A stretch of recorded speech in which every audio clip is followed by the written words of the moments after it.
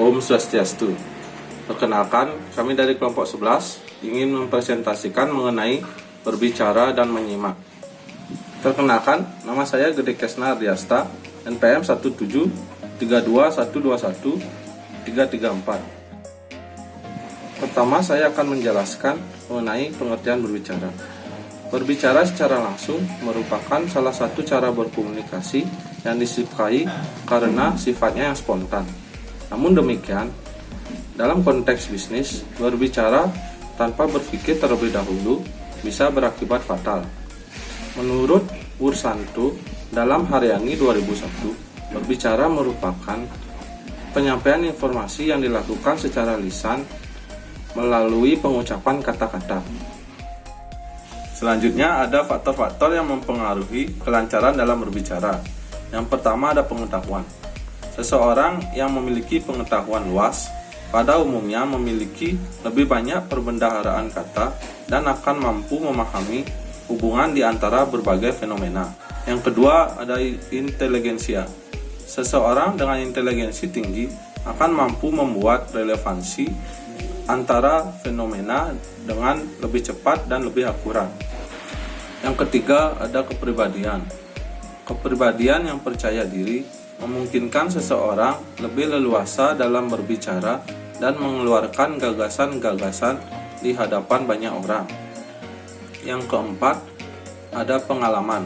Pengalaman berbicara sebagai pembicara akan membuat seseorang lebih terbiasa dalam menghadapi segala sesuatu pada saat berbicara. Yang terakhir ada biologis. Faktor biologis menyebabkan seseorang menghadapi masalah pada saat berbicara, khususnya bila harus berbicara di hadapan banyak orang. Om Swastiastu. Perkenalkan, nama saya Igede Islam Darmayanu, NPM 17321212290. Di sini saya akan mempresentasikan tentang bentuk dan persiapan berbicara dalam bisnis. Bentuk-bentuk pembicaraan dalam bisnis. Berbicara dalam bisnis bisa terjadi dalam berbagai bentuk. Wawancara atau interpres, yaitu suatu percakapan yang direncanakan dengan tujuan tertentu yang melibatkan dua atau lebih. Suatu wawancara dikatakan berakhir bila pewawancara dapat mencapai tujuan yang diinginkan. Berikutnya, secara umum, wawancara dibedakan menjadi 9 dan masing-masing kategori membutuhkan keterampilan berbeda-beda, yaitu yang pertama, wawancara kerja.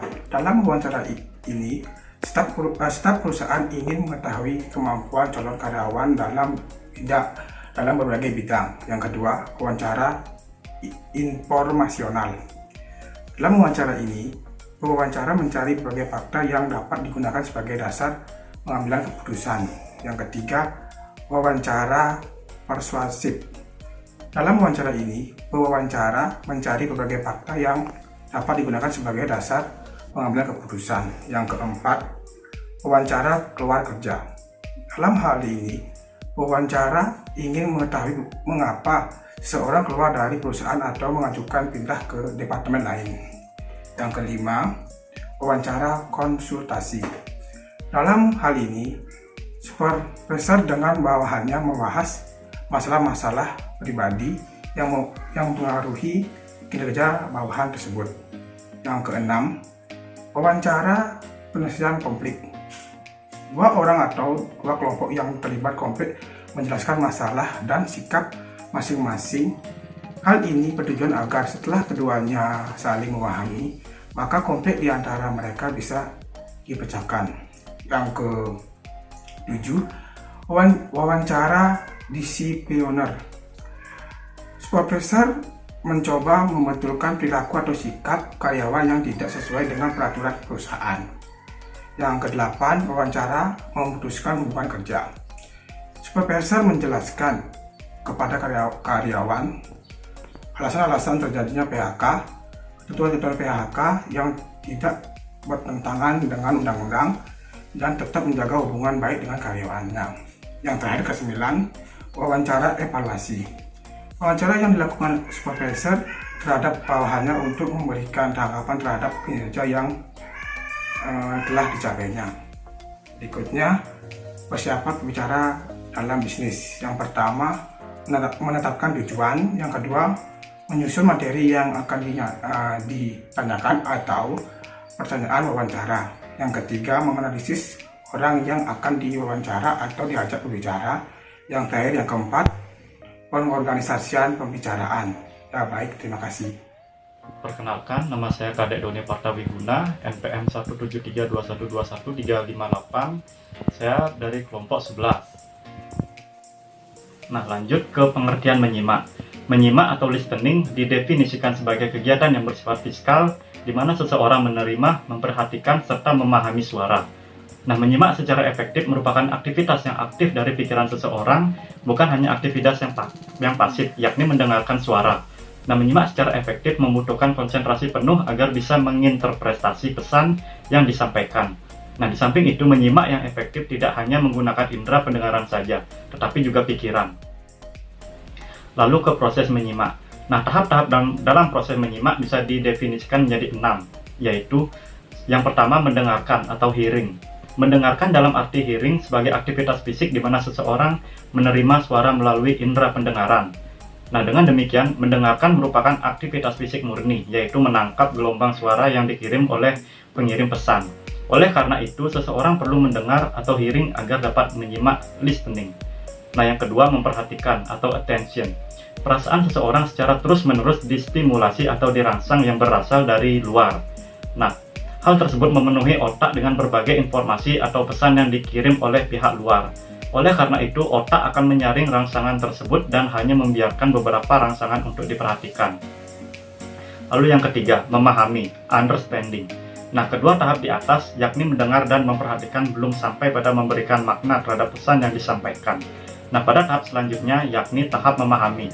Pesan yang dikirim dalam simbol-simbol yang dilihat atau didengarkan diberi makna. Kemudian yang keempat, mengingat atau remembering. Pesan yang telah dikirim dan diinterpretasikan kemudian diletakkan dalam ingatan. Nah, setelah masuk ke dalam ingatan, pesan tersebut akan dihubungkan dengan pesan yang sudah mengendap dalam ingatan sehingga membentuk suatu rangkaian ingatan baru. Lalu yang kelima, mengevaluasi atau evaluating.